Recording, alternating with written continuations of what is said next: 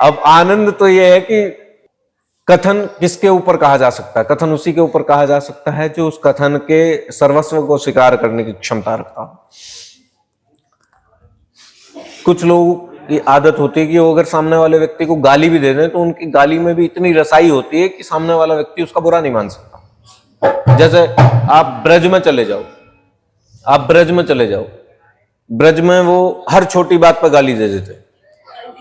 कभी बनारस जाओ तो वहां गालियां जबान पे रहती हैं, लेकिन कोई उनकी गालियों का मतलब ऐसा बुरा नहीं मानता, ऐसा नहीं समझता कि वो किसी का अनादर कर रहे हैं। क्यों?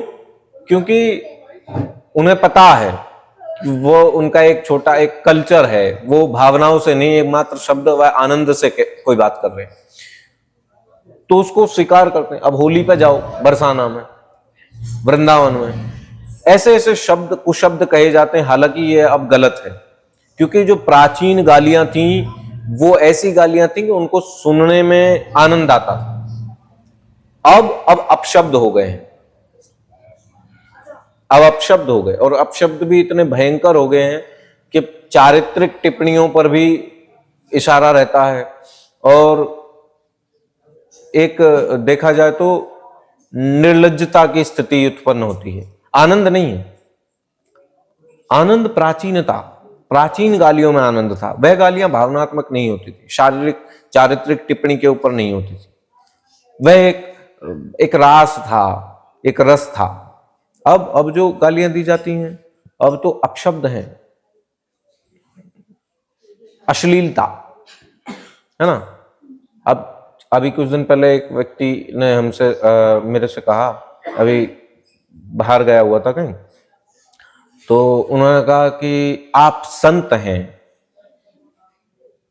तो मैंने उनको छोटा सा आवाज में, भाई साहब मैं बिल्कुल संत नहीं, नाम कोई कथावाचक है कि जो जगह जगह स्थानों पर जाकर के भगवान की कथा को बेचते हो।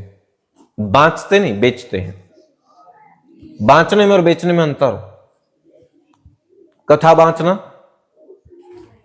जहां व्यवस्था ना हो, कहीं भी बैठ जाओ, चाहे 4 ही लोग उस कथा को श्रवण कर रहे हो और उस कथा के मार्मिक प्रसंग को, उस कथा के अर्थ को अपने जीवन में सदुपयोग में ला रहे हो, इसलिए सुनते हो। और कथा बेचना कि बहुत बड़ा मंच, बहुत बड़ी व्यवस्था, बहुत बड़ी भीड़, और व्यासपीठ। व्यासपीठ क्या होती है पता है? शास्त्रों में वर्णित है कि व्यासपीठ पे बैठने वाले व्यक्ति भगवान समान होते हैं। अगर कोई व्यक्ति व्यासपीठ पे बैठ करके कथा वाचन करते हैं तो जब तक वो व्यासपीठ पर हैं तब तक वह भगवान समान है, वह स्वयं भगवान है। लेकिन व्यासपीठ के भी अपने कुछ नियम, कुछ मर्यादाएं हैं। व्यासपीठ पे बैठ के आप राजनीतिक तर्क नहीं कर सकते, व्यासपीठ पे बैठ करके आप चुटकुलेबाजी नहीं कर सकते, है ना, आमोद प्रमोद के विषयों को नहीं रख सकते हो। व्यासपीठ की अपनी एक विशेष मर्यादाएं हैं। लेकिन आज की डेट में देखा जाए तो 98% जितने भी कथा बेचने वाले हैं कहीं ना कहीं वो व्यासपीठ की मर्यादाओं का उल्लंघन कर रहे हैं। खैर हम किसी के ऊपर टिप्पणी नहीं करते, छोड़ो इन बातों को, कुछ नहीं रखा। तो हमारे अपने मुद्दे पे आते हैं। उन्होंने कहा आप संत हैं, मैंने कहा हम बिल्कुल संत नहीं। बोले तो आप कथावाचक हैं? हम कथावाचक भी नहीं। आप साधु? हम वो भी नहीं। तो है क्या? है क्या? आपको किस उपाधि की दृष्टि से हम लोग देखें और किस उपाधि की दृष्टि से हम आपको प्रणाम करें? क्योंकि आपका स्तर बहुत ऊंचा है और आप एक पावन सिद्ध धाम से भी आते हैं, तो प्रणाम करना हमारा स्वाभाविक कर्तव्य बनता, परंतु हम उपाधि आपको क्या दें? तो हमारे गुरुजी ने कुछ चीज सिखाई, हमारे दादाजी ने कुछ चीज सिखाई, बाबा जी की सेवा से हमें बहुत सारी चीजें सीखी। हमने उनको यही बात बोली, हमें किसी उपाधि की आवश्यकता ही नहीं, क्योंकि जो उपाधि भगवान ने हमें दे रखी, बाबा जी ने हमें दे रखी, उससे बड़ी उपाधि हमें कोई नहीं दे सकता, और उससे बड़ी उपाधि न हमें चाहिए और ना ही उससे बड़ी उपाधि की आवश्यकता है, क्योंकि सबसे बड़ी उपाधि हमारी दृष्टि में वही, हम बाबा जी के दरबार के एक छोटे से चाकर, ये हमारी उपाधि। चाकर समझते हो? एक होता नौकर, नौकर जो नौकरी करने के बाद में उसको उसका मेहनताना मिल जाता। एक होता चाकर, वो मेहनताना नहीं मिलता उसको, वो सेवा करेगा, उसको एक दो रोटी मिल गई तो मिल गई, नहीं मिली तो भी कोई आपत्ति नहीं। नौकरी का मतलब है जो वेतन भोगी हो, और चाकरी का मतलब है सिर्फ सेवा में लीन हो, सेवा के लिए ही है, बदले में उसको कुछ नहीं मिलेगा। मालिक की इच्छा हुई तो कुछ दे दें, अन्यथा ऐसा कोई लागू नहीं है, अन्यथा उसको भूखा रह करके भी सेवा करनी ही पड़ेगी, वो चाकरी होती है। तो हम बाबा जी के छोटे से चाकर हैं, हमारी इतनी उपाधि बहुत है। और बची बात संत। संत समझते हैं क्या होता है संत? कितने लोग यहाँ बैठे हैं जो संत जानते हैं? कौन होते हैं संत? भगवान वस्त्र धारण करके, मस्तक तिलक लगा के, बड़ी सी माला धारण करके घूमने वाले संत नहीं। कल को अगर यही वेशभूषा यहाँ कोई भी व्यक्ति पहन करके बैठ जाए, वो संत थोड़ी हो जाएगा। संत का अर्थ, संत जिसमें, संत शब्द में ही संत का अर्थ है। जैसे भगवान हम बताते हैं ना, भगवान भूमि गगन वायु अग्नि और नीर, वैसे ही संत है। संत जो संचालन और अंत दोनों में माहिर हो। उसकी इच्छा हो तो संचालन प्रारंभ करते, तो संचालन भी उसके अधीन है और अंत भी उसके अधीन। इतिहास उठा करके देखो, हजारों लाखों संत ऐसे हुए हैं जिनकी इच्छा हुई कि अब देह का त्याग कर देना चाहिए, और उन्होंने स्वतः से देह का त्याग, तुम करके दिखा। उन्होंने देह को त्यागने के लिए किसी फांसी के फंदे की आवश्यकता नहीं करी, कोई जहर नहीं खाया, कहीं जाकर के ट्रेन के आगे नहीं कूदे। उन्होंने स्वतः से इच्छा जागृत हुई इनके हृदय में कि अब यात्रा पूर्ण हुई, अब देह का अंत कर देना चाहिए, देह का त्याग कर देना चाहिए। तो वहीं बैठे बैठे हरि नाम सुमरण करते करते लुढ़क गए पीछे। लोगों ने जाके पूछा, रे बाबा कहाँ गए? बाबा का देह पड़ा हुआ, बाबा गायब। अंत उनके अधीन है, पर जब चाहें अंत स्वीकार सकते हैं। संचालन उनका हृदय है, जब तक तपोवन में यात्रा कर रहे हैं, अपनी तपस्या कर रहे हैं, तब तक वहां है। यदि उनका हृदय उत्पन्न होता है कि आज वो कहीं भी स्थान पर जाकर के एक बहुत बड़े वस्तु का भोग करेंगे, तो वो भी उनके अधीन है, उसमें भी वो संकोच नहीं करेंगे।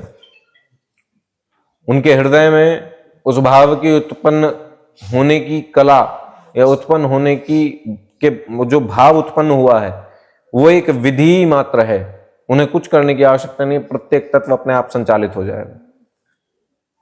संत वो जो शिक्षा का संचालन करे, संत वो जो पापों का अंत करे, संत वो जो ज्ञान का उदय करे, और संत वो जो अज्ञान को खंडित करे, संत वो जो भाव का उदय करे, सद्भाव का उदय करे, परोपकारिता का उदय करे, और संत वो जो अहंकार का अंत करे। और यही कारण है कि बड़े से बड़े अरबपति आदमी भी संतों के चरणों में पड़े रहते हैं, क्योंकि एक वही मात्र माध्यम है, एक वही मात्र माध्यम है जो सत्य और असत्य में भेद करना सिखा सकता है।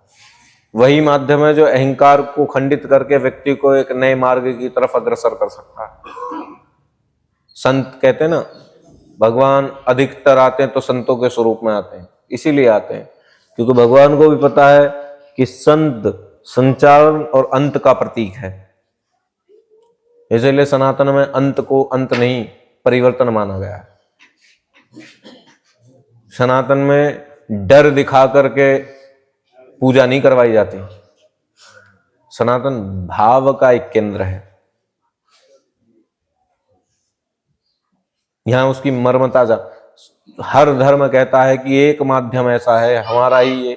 पहली बात तो धर्म कोई है ही नहीं, धर्म एक सनातन है। उसके अतिरिक्त हर जितने भी अपनी अपनी संस्थाएं लेकर के बैठे हैं, सब कहते हैं हमारा ही एक माध्यम है जो प्रभु प्राप्ति करवा सकता है। सनातन कहता है कि मार्ग अनन्य है, लक्ष्य एक है। आप किसी भी मार्ग से चलो, पहुंचना वहीं है। सनातन एक ऐसी चीज है जहां आस्तिक भी आकर के विश्वास करते हैं और नास्तिक भी आकर के विश्वास करते हैं। एकमात्र ऐसा धर्म है जो आज की टेक्नोलॉजी जिन चीजों पर रिसर्च कर रही है, हमारे पूर्वजों ने उन चीजों को पहले से प्रमाणित करके बैठा रखा है।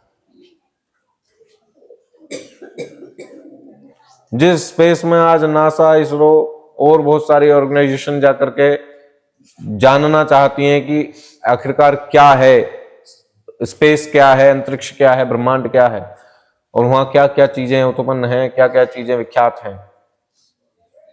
हमारे धर्म ने हजारों लाखों वर्ष पहले ही उन चीजों की प्रमाणिकता दे रखी, और जो प्रमाणिकता हमारे धर्म में उपस्थित है, आज टेक्नोलॉजी भी उसी चीज की तरफ इशारा कर रही है। तो इसका मतलब हमारे पूर्वज सही थे, इसका मतलब वो वैज्ञानिक थे। उनको वो ताकत कहां से मिली? धर्म से मिली। ताकत कहां से मिली? भगवान से मिली, आस्था से मिली, भाव सद्भाव से मिली, समाधि से मिली, तपश्चर्या से मिली। इसीलिए सर्वश्रेष्ठ सनातन है, इसके अतिरिक्त धरा पर कुछ नहीं।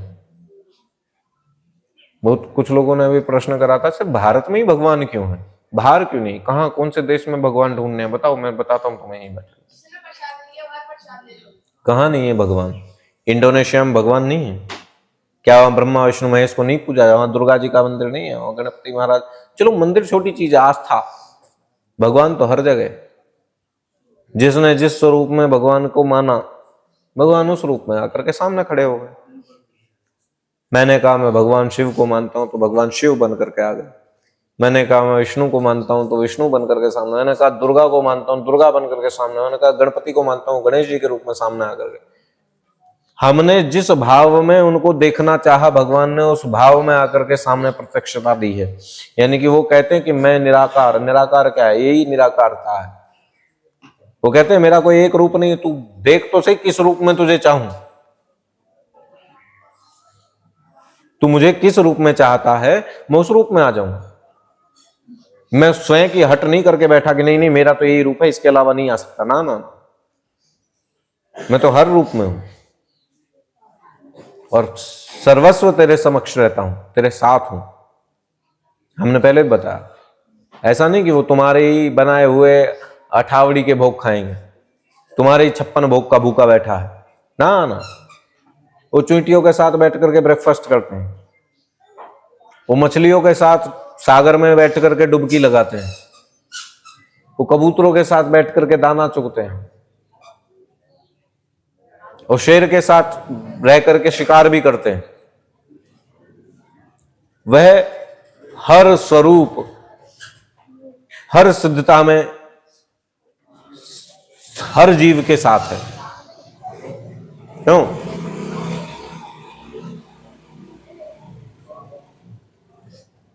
नहीं है?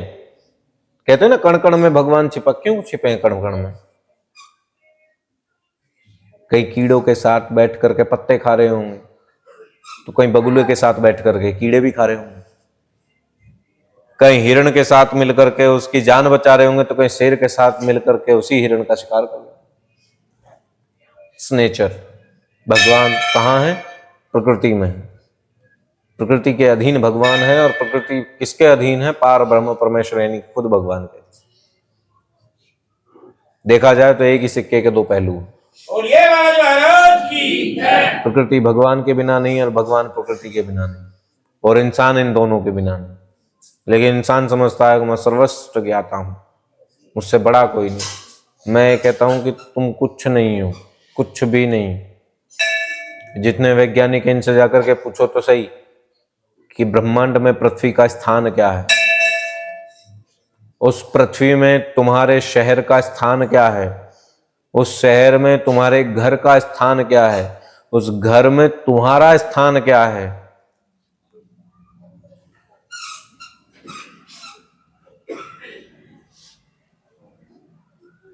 तुम्हारी क्षमता क्या? तुम लड़ते हो कितना? 1 बीघा जमीन पर कब्जा कर लिया, मेरा मेड़ काट लिया, मेरा ये कर लिया, मेरी 200 रुपए खा गया, मेरे 5000 रुपए खा, मेरे 1 लाख। अरे किस बात पे लड़ रहे? है क्या तुम्हारा? सांस लेकर के छोड़ दोगे तो तुम वापस नहीं प्राप्त कर सकते। तुम्हारी क्षमता नहीं कि तुम छोड़ी हुई सांस को दोबारा पा सको, अगर उसकी इच्छा ना हो। काहे की क्षमता पे लड़ते हो? मैं ये कर दूंगा, मैं वो कर दूंगा, तुम कुछ नहीं कर सकते। तुम हो कौन? तुम्हारी टेक्नोलॉजी बता रही है कि पृथ्वी ब्रह्मांड में इतना स्थान लेकर के बैठी है जैसे 10 बीघा के खेत में एक सरसों का दाना।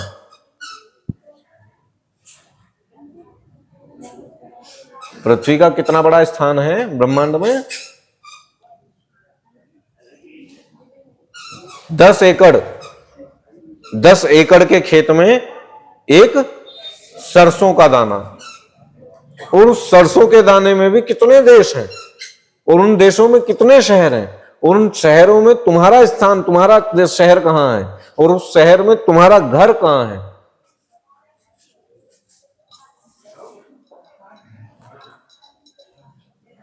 कहो, मतलब तुम क्या कहना चाह रहे हो? और तुम लड़ते किस चीज के लिए हो? कुछ नहीं है। कभी एकांत में बैठ करके सोचना कि जिस दिन देह से श्वास निकलेगी उस दिन तुम क्या कर रहे हो और क्या तुम्हारी क्षमता में होगा। उस दिन तुम सबको देख रहे होगे लेकिन कोई तुम्हें नहीं देख पा रहा होगा, और सबके करते हुए विलाप को देख करके तुम कुंठित भी होगे। क्यों? क्योंकि कल तक तुम्हें जो गालियां दे रहे थे आज रोने का ढोंग कर रहे हैं। कल तक जो तुम्हें गालियां दे रहे थे आज रोने का ढोंग कर रहे हैं, और उसी स्थान पे बैठ के आधा घंटे बाद कह रहे चाय में चीनी कम थी। थोड़ी देर पहले कर रहे थे हम भी मर जाएंगे, हम तुम्हारे बिना नहीं रह पाएंगे, हमें भी ले चलो, फलाना ढिमकाना, और मात्र आधा घंटा व्यतीत हुआ उसको जला करके वापस आए कि वहीं बैठ करके कह रहे चाय में चीनी कम थी। अब की बार दूसरी बना कर उबाली हो ज्यादा। अरे मर गया वो। सब प्रभु की माया है, जो उन्हीं की शक्तियों का प्रपंच है। हम दरबार आए, गुरुजी हमें बताएंगे, भविष्यवाणी करेंगे, हमारा भाग्य उदय होगा, फलाना उदय होगा। जब तक ज्ञान का उदय नहीं होगा, जब तक हृदय अंतरात्मा की विकास की जागृति नहीं होगी, वह संचालन नहीं होगा, तब तक तुम्हें कुछ प्राप्त नहीं हो सकता। और बची बात हमारे उसकी, तो ना हम साधु हैं, न संत हैं, न कथावाचक हैं, न कोई धर्मार्थ हैं, मात्र एक छोटे से चाकर बाबा जी के मंदिर के बैठे। यही हमारी योग्यता है, यही हमारी शिक्षा है, और यही हमारी उपाधि। महाराज के आंगन में बाबा जी के चरणों में झाड़ू पोछा करने का काम है। ये तो बाबा जी के लाड़ प्यार ने हमें सिंहासन पर बिठा रखना है, अन्यथा देखा जाए तो हमारी योग्यता नहीं इस पावन सिंहासन पर बैठना।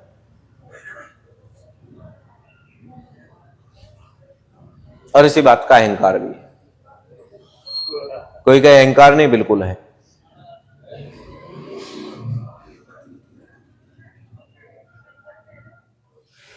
हमें बिल्कुल अहंकार है कि महाराज जो पूर्ण ब्रह्मांड को चला रहे हैं, उन्होंने एक मानव रूप में हमें जन्म दिया, और जन्म देने के उपरांत अपनी चाकरी के लिए चुना। इसके लिए भगवान का धन्यवाद करने की भी क्षमता हमें नहीं है, क्योंकि सर्वस्व उनकी इच्छा से हो रहा है, हमारी इच्छा से कुछ नहीं हो सकता। अगर हमारी इच्छा से हो तो सबसे पहले तो किसी से तू मैं हो तो सबसे पहले तो एक बात कहे, भगवान इसको मार दो तो मर जाए, है ना। अगर भगवान एक दिन के लिए तुम लोगों को अपनी डोर दे दें तो हो सकता है आधी पृथ्वी खत्म हो जाए। आधी नहीं हो सकता, 90% लोग खत्म हो जाए।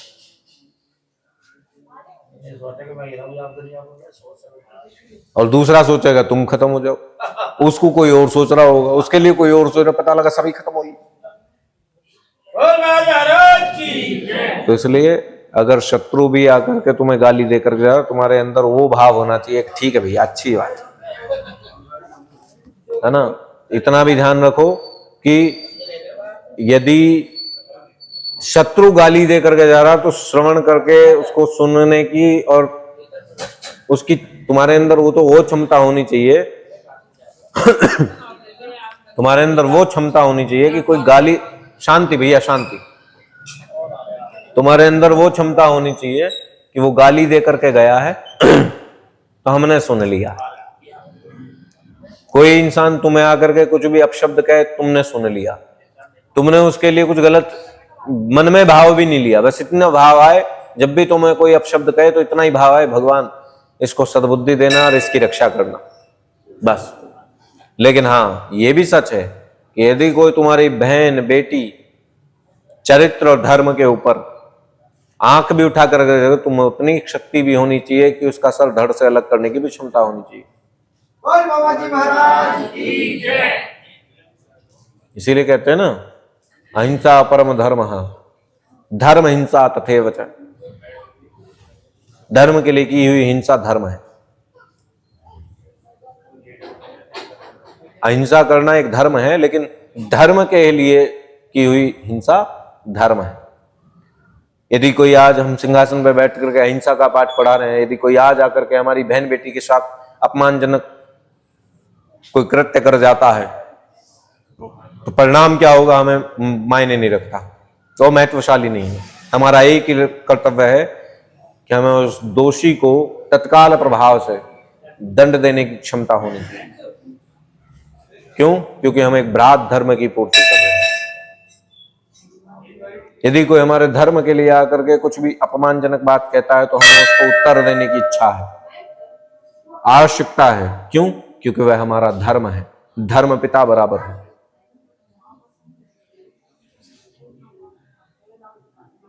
जल है, समुद्र में भी है, नदी में भी है, घर में भी है, नलकूप में भी है, रसोई में भी है, और जिस जल को तुम पीते हो वो भी है। तो जब तुम जल पीते हो तो क्या नल के आगे मुंह लगा लेते हो? या नदी में से बहता हुआ जल है तो उसको ऐसी पी लेते हो पशुओं की तरह? क्यों? काय से पीते हो? पात्र से ना। क्यों? उस पात्र का अर्थ क्या है? हर स्थान पर पात्र है। समुद्र भी एक पात्र में है, नदियों के दोनों ओर किनारे वो पात्र है।